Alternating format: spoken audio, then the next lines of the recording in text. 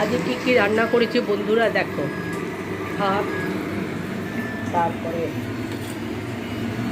কাঁকরোল ভাজা, তারপরে ডাল করেছি মুগের ডাল, পটল দিয়ে, দেখো পটল দিয়ে ডাল করেছি,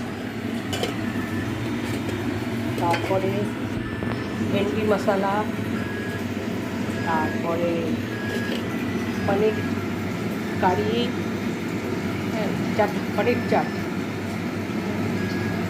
মানে চটপটা, পনির চটপটা, ভেন্ডি কারি,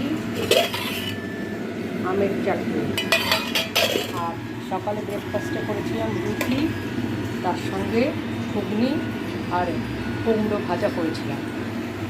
এই আজকে সকাল দুপুরের রান্না। তোমাদের কেমন লাগছে বলো, জানিও আমাকে কমেন্টস করে।